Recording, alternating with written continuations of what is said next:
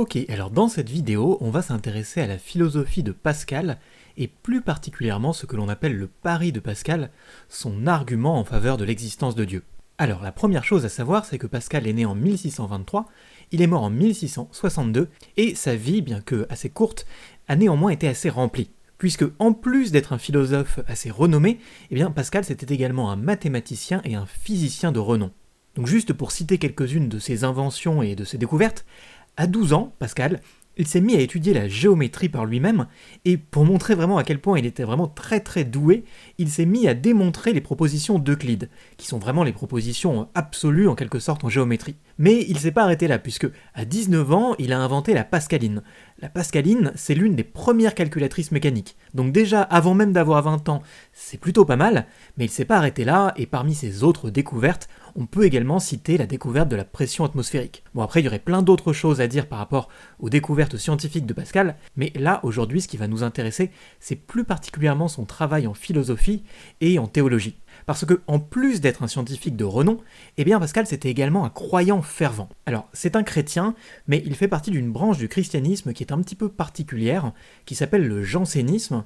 Et pour faire simple, les jansénistes, ils croient vraiment très très fortement en l'existence de Dieu, et ils ont des pratiques qui sont très très rigoureuses. Notamment, le jansénisme, c'est une doctrine chrétienne qui est axée sur la foi. C'est-à-dire que c'est la foi qui compte principalement, et même si l'on a fait des bonnes actions durant toute sa vie, ça ne nous assure pas du tout notre place au paradis. Le seul être qui décide de notre place au paradis, c'est Dieu, et donc il faut avoir foi en Dieu par rapport à notre récompense future, mais on ne peut jamais en être certain, même si on a été Mère Teresa ou l'abbé Pierre, rien ne nous assure que Dieu choisisse ou ne choisisse pas notre destin futur. Donc ceci étant dit, l'un des buts principaux de Pascal, c'est d'encourager la foi en Dieu, puisque vous voyez précisément dans le jansénisme, la foi c'est vraiment capital. Et comme Pascal il observe qu'à son époque, il y a une sorte de bascule qui commence à s'opérer entre la science et la croyance, et que lui il est un petit peu entre les deux, puisqu'il est à la fois très très croyant, et c'est également un scientifique de renom. Donc il essaye d'appliquer d'une certaine façon les principes qu'il peut développer en science, et plus particulièrement en mathématiques, en calcul des probabilités, pour s'en servir en théologie et essayer de nous convaincre de l'existence de Dieu. Et vous allez voir, c'est vraiment très très intéressant comme preuve parce qu'elle est assez originale. Plutôt que de se baser sur les preuves qu'on a généralement en théologie, c'est-à-dire on a la preuve ontologique, on a la preuve cosmologique, toutes ces preuves, je ferai des vidéos plus détaillées pour expliquer précisément ce en quoi elles consistent.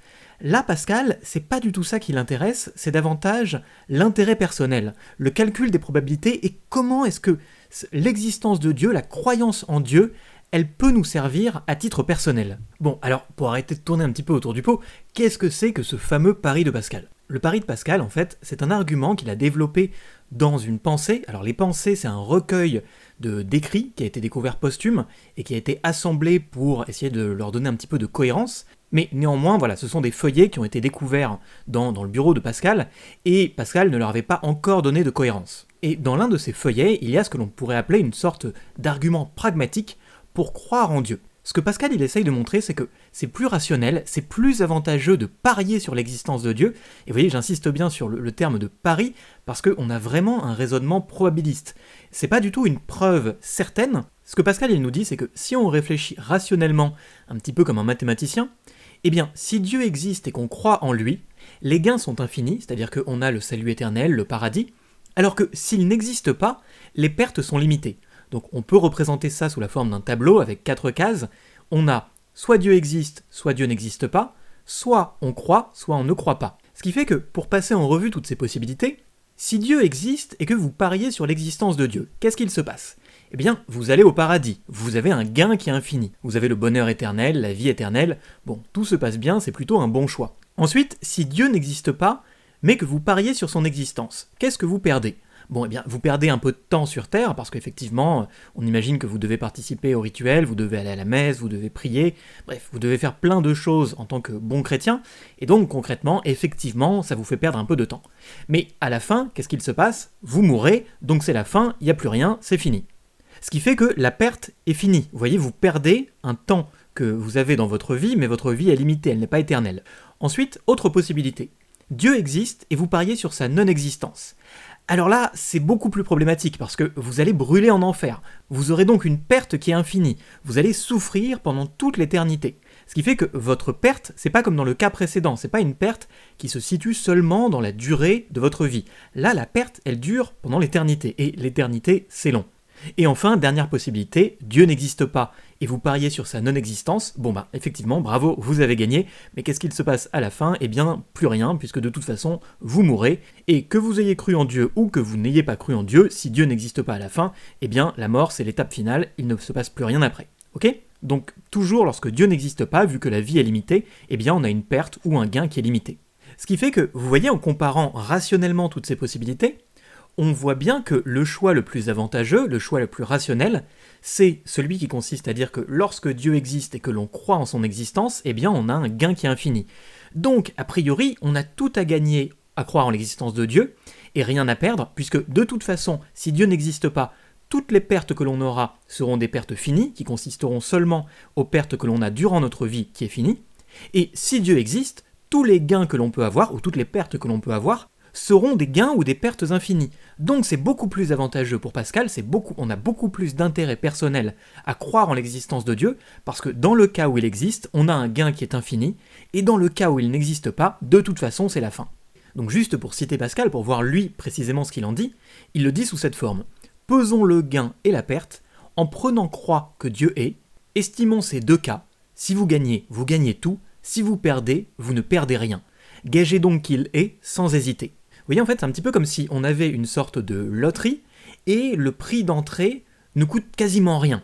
Et là, vraiment, c'est une loterie particulière parce que le gain est infini. Donc, nécessairement, l'infini va écraser le tout petit prix que l'on va payer. Vous voyez, si on a l'infini et que, par contre, ça coûte 0,1 centime pour participer, bon, ben, on va se dire, effectivement, on perd un petit peu d'argent, mais c'est rien par rapport à l'infini d'argent que je risque de gagner. Bon, là, c'est pas de l'argent dont il est question, c'est le bonheur infini et la vie éternelle. Donc, a priori, a fortiori même, on pourrait dire que le choix se fait d'autant plus facilement. Donc voilà, ça en somme, c'est le pari de Pascal.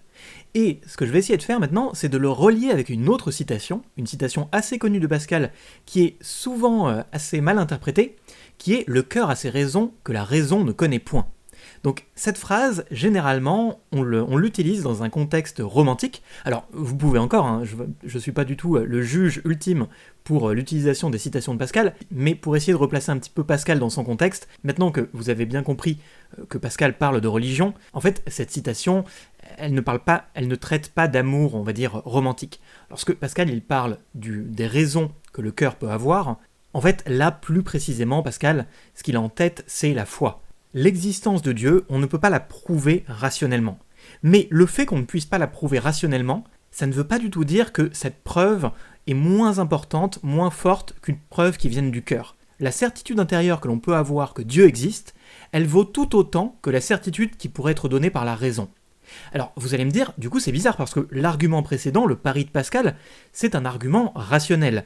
Et là, Pascal, il nous dit que le cœur a ses raisons que la raison ne connaît point. Donc pourquoi est-ce que d'un côté, il nous dit que on peut prouver les choses par la raison, mais d'un autre côté, la croyance en l'existence de Dieu, c'est pas ce type de preuve. Eh bien, en fait, on peut essayer de réconcilier cette citation par rapport au pari de Pascal, en comprenant bien que le pari de Pascal, c'est pas une preuve absolue de l'existence de Dieu. C'est simplement un argument pour pousser le non-croyant, le sceptique, à se tourner vers la croyance. Vous voyez, c'est pas la condition suffisante. Le pari de Pascal, il ne va pas suffire à nous convertir à la religion. C'est vraiment la certitude intérieure qui va nous permettre de nous tourner définitivement vers Dieu. Et le pari, c'est simplement pour nous orienter un petit peu dans la bonne direction. C'est pour dire aux non-croyants, tu vois en fait, même si tu n'es pas croyant, même si tu n'as pas encore la certitude intérieure que Dieu existe, rationnellement, tu peux quand même comprendre que tu devrais te tourner vers la religion. Et une fois que tu vas être tourné vers la religion, il faut espérer que tu développes la foi et que tu crois foncièrement, intérieurement, à l'existence de Dieu. Ce qui fait que même si le pari de Pascal, c'est une démarche, on va dire, rationnelle, c'est pas une démarche suffisante. C'est seulement, en fait, la raison, elle doit accompagner une démarche qui est plus profonde, plus personnelle, plus intime, et qui vient du cœur, pour reprendre l'expression de Pascal. La raison, en fait, elle va évaluer les options, alors que c'est vraiment le cœur qui va nous pousser à prendre la décision, à avoir cette certitude intérieure qui vient de nous-mêmes, et qui n'est pas purement logique, purement rationnelle, et le plus problématique, en fait, justement, dans le pari de Pascal, qui ne vient pas d'un intérêt personnel. L'intérêt personnel et le pari de Pascal, c'est vraiment seulement l'élément premier qui va nous faire prendre conscience que il est bon de se tourner vers la religion, mais c'est pas la raison suffisante, c'est pas la raison ultime qui va nous faire croire en Dieu. C'est pas parce qu'on a tout intérêt à croire en Dieu que l'on va croire en Dieu, mais néanmoins, croire en Dieu, eh bien, ça sert également notre intérêt. Et c'est donc vraiment en écoutant cette certitude intérieure, le cœur, que l'on peut faire ce pas ultime qui consiste à passer du domaine de la raison au domaine de la foi. Mais ce sont vraiment deux ordres différents, comme on ne peut pas essayer de prouver les certitudes de la raison par celles du cœur. Les deux ordres sont vraiment différents.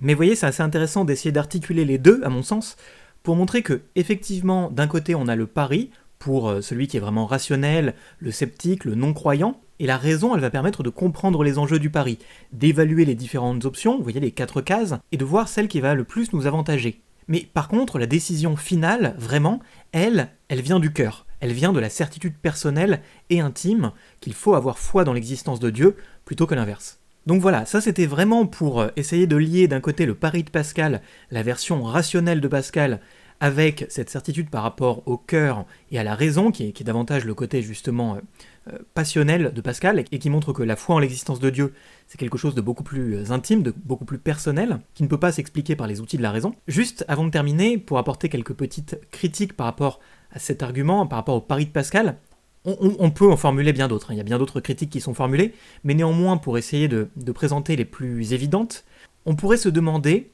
Pascal là nous présente 4 possibilités dans ce tableau, mais est-ce que véritablement, il y a seulement 4 choix? Parce qu'on pourrait se dire, on croit en Dieu, mais est-ce que c'est le bon Dieu? Par exemple, si je suis chrétien et que, au final, c'est les dieux même, par exemple, des hindouistes qui existent. Qu'en est-il? Est-ce que je suis quand même condamné à aller en enfer parce que j'ai choisi le mauvais Dieu? Comment est-ce que ça se passe? Ou alors, si j'ai vécu une bonne vie, si j'ai vécu une vie vertueuse, mais que je n'ai pas cru dans le bon Dieu, est-ce que je suis sauvé? Bon, déjà, ça apporte pas mal de complications. Et puis, un autre argument, alors celui-ci, Pascal y répond un petit peu déjà, puisqu'il dit que le pari de Pascal, ce n'est que le premier pas, celui qui permet de nous orienter vers la religion plutôt que de nous convertir définitivement. Mais on pourrait dire, est-ce que même ce premier pas, s'il est orienté par un intérêt personnel, est-ce qu'il est bon et est-ce qu'il ne vient pas tâcher en quelque sorte le caractère vertueux de la religion en se disant c'est parce que j'ai un intérêt personnel à croire en Dieu, parce que ça va m'apporter quelque chose, et en l'occurrence le paradis, le bonheur éternel, que je crois, mais c'est pas véritablement en premier lieu parce que j'ai la foi. Vous voyez, est-ce que une vraie croyance, elle ne doit pas venir en premier lieu de la foi et ensuite être confirmée par des raisons précisément rationnelles? Est-ce que le pari de Pascal, il peut marcher dans ce sens-là? Bon, voilà, c'est seulement pour vous donner quelques possibilités de réflexion à partir de ce pari de Pascal et de la réflexion plus générale de Pascal par rapport à la religion. J'espère que cette petite vidéo vous aura intéressé. Si c'est le cas, n'hésitez pas à laisser un like et à vous abonner. Et puis je vous dis à bientôt dans une prochaine vidéo.